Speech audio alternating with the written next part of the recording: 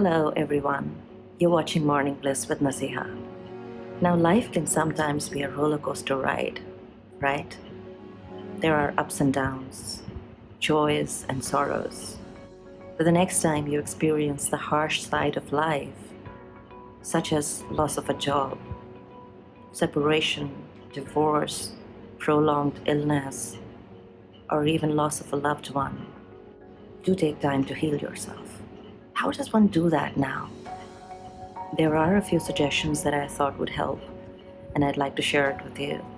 Number one is to take the time to heal the grief. I know it's easier said than done because the struggle is real, but still try and avoid the temptation to ignore it or escape from it, because taking time to accept the pain is the only way to recover from it. Trust me on that one, because covering it up may only resurface it later in a more serious way. Number two, take time to slow down on grief. What does it mean to slow down? It doesn't mean don't cry. Cry whenever you feel the need to. It's okay. You have every reason to weep when you are, let's say, in the cleansing process. And the cleansing process does not come with a deadline or a time limit. Just slow it down. Take it one day at a time. That makes your cleansing process easier. And I should also mention here that crying is not a weakness. In fact, it is a strength. It is bravery to let it out. But it's best to cry before the Almighty, because He doesn't judge how we cry, how much we cry, how slowly or rapidly we cry. What are we crying about? What time is it that we cry? How long do we cry for? And those sort of things, right? And number three, take the time to be vulnerable.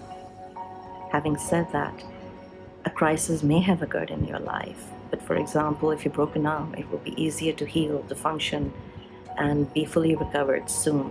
But if your heart is broken, and it hurts, and the spirit hurts, there will be confusion. You will feel overwhelmed at times, and most of the times, anxiety will take the best of you.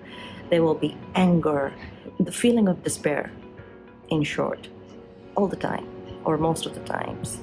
But that is all a normal part of life's blow. Just remember this, and it's okay to be vulnerable. Everybody feels vulnerable at some point in time in their lives, so it's perfectly fine. And after you've gone through the whole process, then move on to the next level, and that is of real healing. You can also take it one by one, like let's say in 3 stages. Number one is just identify the resources of healing. For example, who are the people who can help you and guide you in such a tormenting time or a difficult time? It could be a coach, a mentor, and if you're very lucky to have some compassionate friends around you. And then the next step is that taking time to care for your health. It's not only the physical health, but it's connected to your state of mind. And during a stressful time, it's most important to look after your well-being, because we have no idea what stress can cause. It can actually make us sick. What can we do in those times is we can consciously eat well, eat healthy, exercise, pray. And one of the factors that are really forgotten or ignored is sleep well. You've got to train your mind to sleep well. And last but not least, take time to be patient with yourself. It's not important to be patient with others while you're going through that time, difficult emotions, but it's significant to be patient with yourself first, and the rest comes naturally. Now, how does one do that? God has given us the capacity to heal. So the capacity is there. At times, it may take longer than you expect, but if you're patient with yourself, the flow of life will return to you at its normal pace, sooner than you ever anticipated. God loves you. You are worthy and wonderfully made. May the blessings be upon you. And I hope that all these stages of healing and feeling all right about it, slowing it down, taking your own time, and not feeling that crying or grieving over something is abnormal.